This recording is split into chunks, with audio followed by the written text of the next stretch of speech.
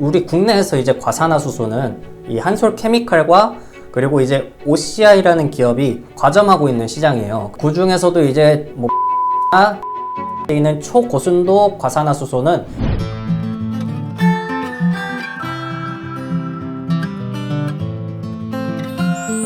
안녕하십니까. 레드버티컬 리서처 오재석입니다.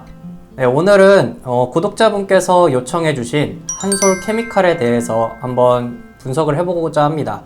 안 그래도 한솔케미칼은 최근에 핫한 태조 이방원 중에 2차 전지 섹터에 속하는 그런 기업이기 때문에 저희도 관심을 가지고 있던 기회예요. 그래서 저희가 조사한 내용을 한번 보고 드리고자 합니다.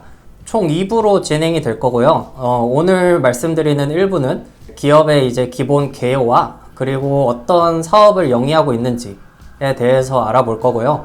네, 2부에서는 한솔케미칼이 2차 전지 사업을 어떻게 준비를 하고 있고 그리고 앞으로의 전망은 어떤지 그리고 재무적인 측면까지 한번 알아보는 시간을 가져보겠습니다. 네, 그러면 일단 한솔케미칼의 기업 개요인데요. 한솔케미칼은 1980년 3월에 설립되어서 1989년 5월에 유가증권시장 코스피에 상장을 했고요. 과산화수소, 라텍스 등의 이제 화합물과 폐수 처리 등에 사용되는 고분자 응집재, 전자 소재 및 2차 전지 소재를 또 다루고 있는데 구체적으로 뒤에서 살펴볼게요. 한솔케미칼의 대표이사는 박원한 대표이사로 한솔그룹에서 18년 동안 이제 근무를 하신 분이세요. 그리고 이제 회장으로는 조동혁 회장님이 계시고 그리고 이제 부회장으로는 조연주 회장님이 계신데 이제 조연주 부회장은 조동혁 회장의 이제 장녀로서 2014년경에 입사를 해서 현재는 기획실장으로 근무를 하고 있습니다. 주주 현황으로는 조동혁 회장이 11.65%로 비교적 작은 지분을 가지고 있고요. 특수관계인 부인까지 포함을 하면은 대략 15% 정도의 지분을 가지고 있습니다. 그 다음으로는 국민연금이 13.40%, 그리고 KB 자산운용이 5.03%, 그리고 VIP 자산운용이 5.02%, 그리고 우리사주조합이 2.64% 이렇게 주주가 구성이 되어 있습니다. 네, 연결 종속회사로는 총 6개 회사가 있는데요. 네, 일단 첫 번째로 상장사로 테이펙스가 있습니다. 테이펙스는 이제 테이프를 만드는 회사인데 2차 전지 테이프에서 점유율이 무려 80%를 차지하는 그런 기업이에요. 한솔케미칼은 이 테이펙스를 2016년에 인수를 했고요. 네, 현재 성공적으로 사업을 영위를 하고 있어요. 그리고 다음으로는 이제 중국 시안에 한솔 일렉트로닉 매테리얼즈라는 자회사가 있는데 네, 이 회사는 중국에 있는 삼성 공장에 과산화수소를 납품하기 위해서 세워진 그런 회사고요. 네, 솔 머티리얼즈와 이제 HS 머티리얼즈가 있는데 자회사에 대한 자세한 거는 이제 2부 가서 다루도록 할 거고요. 네, 다음으로 넘어가서 이제 한솔그룹 지배구조 현황입니다. 네, 보시면은 이 한솔그룹은 좌측에 이제 한솔홀딩스, 우측에 이제 한솔케미칼, 사실상 두 가족 형태로 운영이 되고 있어요. 한솔케미칼에는 이제 조동혁 회장이 있고 그리고 한솔홀딩스는 동생인 조동길 회장이 사업을 운영을 하고 있어요. 그래서 지금 보시면 사실상 지분 관계가 거의 없는 것을 확인하실 수가 있습니다. 한솔케미칼이 한솔홀딩스의 4.31% 정도를 가지고 있는 정도. 네, 그치만 이제 두 회사 간에 사업이 어느 정도 의존을 하고 있는 부분이 있습니다. 특히 이제 한솔재지 같은 경우는 한솔케미칼에서 이제 화학약품들을 구매를 하고 있거든요.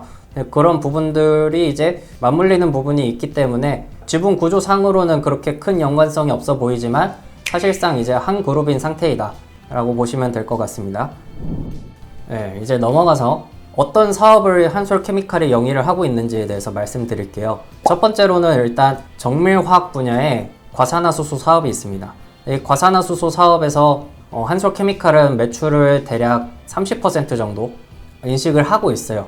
네, 여러분들이 이제 상처에 소독할 때 바르시는 뭐 과산화수소 생각하실 텐데 그렇게 이제 산화력이 센 액체다 보니 이 과산화수소를 가지고 이제 예전에는 제지, 섬유 아니면은 수처리 같은 이제 부분에서 사용했지만 지금 이제 현재 와서는 반도체나 PCB 그리고 디스플레이 같은 곳에서 이제 더욱 많이 사용하고 있는 추세입니다. 그래서 디스플레이향 매출 같은 경우는 이제 LCD에서 식각을 할 때 사용을 해요. 회로 기판 PCB 엣징을 할 때 사용한다든가 LCD 기판 배선에 사용하거나 아니면은 특정 금속 제거를 할 때 사용을 하고 있습니다. 그리고 이제 반도체 세정 공정을 할 때도 사용이 되는데요. 포토 레지스트를 제거하든가 아니면은 웨이퍼 세정, 웨이퍼 산화 세척을 할 때 사용을 하기도 합니다.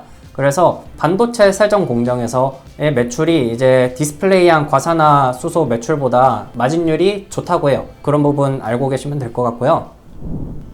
우리 국내에서 이제 과산화 수소는 이 한솔케미칼과 그리고 이제 OCI라는 기업이 과점하고 있는 시장이에요. 그 중에서도 이제 뭐 반도체나 디스플레이에 쓰이는 초고순도 과산화 수소는 이제 한솔케미칼이 언론 보도에 따르면 80% 정도의 시장 점유율을 가지고 있는 것으로 지금 알려져 있습니다.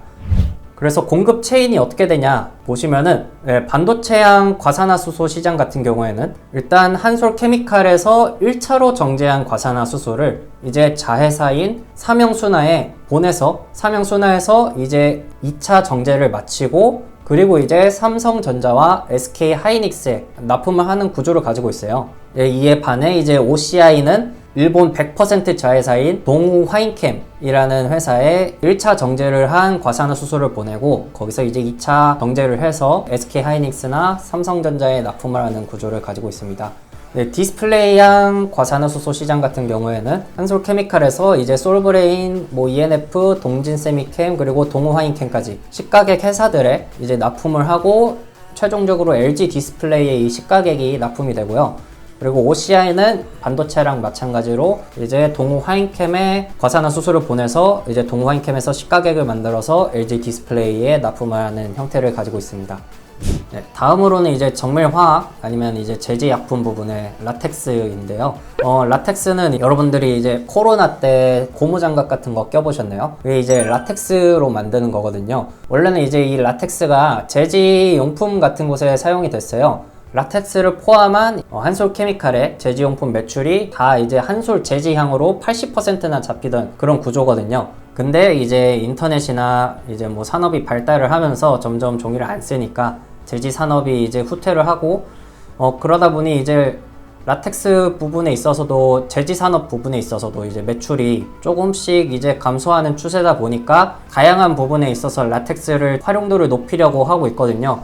예를 들면 뭐 건축용 아니면 카펫용 아니면 뭐 부직포라든가 그리고 가장 최근에는 코로나19로 인해서 위생 이식이 개선되고 보건 규제 강화가 시작이 되다 보니 이제 위생 장갑에 이제 수요가 많아졌어요. 그래서 기존에 원래 이제 제지에 쓰던 이제 SB 라텍스를 사용했는데 이 부분을 이제 바꿔서 MB 라텍스라는 이제 종류만 바꾼 거죠. 그래서 큰 비용 안 들이고 공정을 바꿔서 라텍스 장갑 등에 쓰이는 향균 장갑 등에 쓰이는 라텍스 공급을 늘렸습니다. 근데 이게 이제 그렇게 수요가 폭증하다 보니까 2021년경쯤에 가격이 엄청 많이 올랐어요. MB 라텍스가. 그래서 그래프를 확인을 해보시면은 거의 이제 2배 이상 가까이 폭증을 했던 걸 보실 수 있는데 근데 이제 2021년 말경에 갑자기 급락을 하면서 이 부분의 수익성이 크게 감소를 했습니다.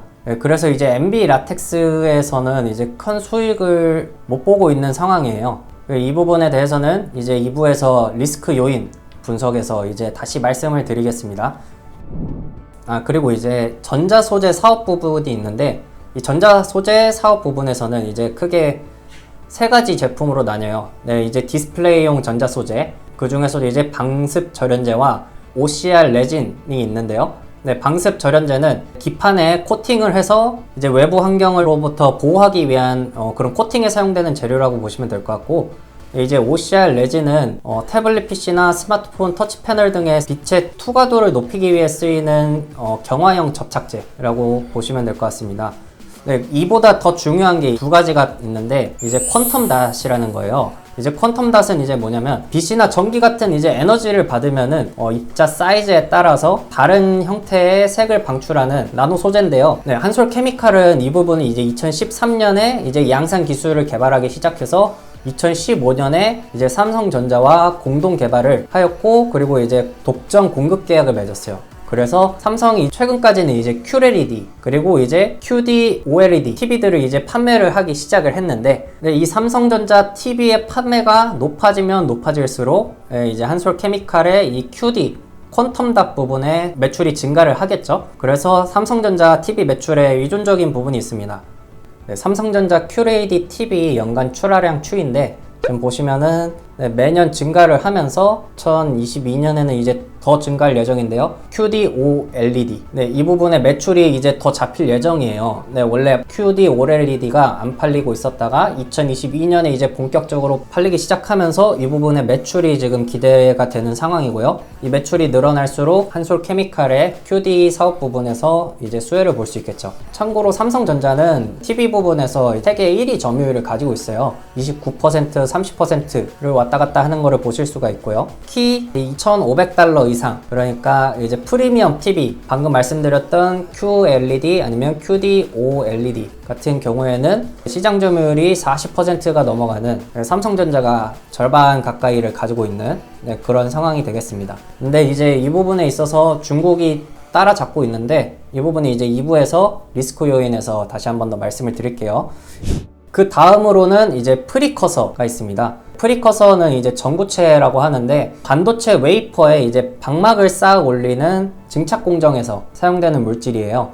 그래서 프리커서를 기화시킨 후에 화학 반응을 일으켜서 뭐 금속막이나 산화막이나 아니면은 지라금속막, 그런 원하는 물질들을 형성을 할 수 있는 그런 방식으로 사용이 되고 있습니다.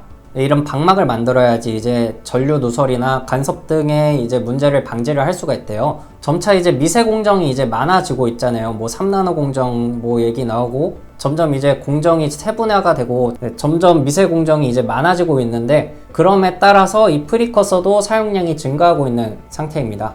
한솔케미칼은 이제 삼성전자, SK하이닉스 등의 주요 전방 업체에 프리커서를 공급을 하고 있고, 이제 특히 TSA라는 비메모리용 반도체에 쓰이는 프리커서가 있는데, 최근에 이제 인텔이나 북미에 있는 업체들이 파운드리 역량을 늘리기 시작하면서 그 부분에서도 이제 매출을 늘릴 수도 있겠다라는 이제 기대감이 있어요. 이 밖에도 이제 제지 환경 용품 등이 있는데요. 수처리를 할 때 사용하는 고분자 응집제라든가 여러 가지 화합물들이 있지만 이것까지 설명드리기에는 시간이 없으니, 그리고 이제 매출에서 큰 비중을 차지하고 있지 않기 때문에 이 부분은 생략을 하도록 하겠습니다. 그래서 이 제지 부분, 정밀 화학 부분, 전자 소재 부분을 다 합치면 거의 이제 90%가 넘어요. 매출 비중에. 사실 2차 전지 부분은 지금 10%에서 15% 정도밖에 되지 않거든요. 그치만 이 부분에서 이제 앞으로 한솔케미칼이 성장을 하려고, 미래 먹거리로서 선점을 하려고 지금 노력을 하고 있기 때문에, 다음 시간에 이제 2부에서는 2차 전지에서 어떤 부분을 한솔케미칼이 준비를 하고 있는가를 좀 더 한번 알아보도록 하겠습니다. 그리고 재무적인 부분과 뭐 경쟁사나 아니면은 어떤 리스크가 있는지까지, 이런 부분들을 다음 시간에 알아보도록 하겠습니다. 지금까지 시청해 주셔서 감사하고요. 다음 시간에 찾아뵙도록 하겠습니다. 감사합니다.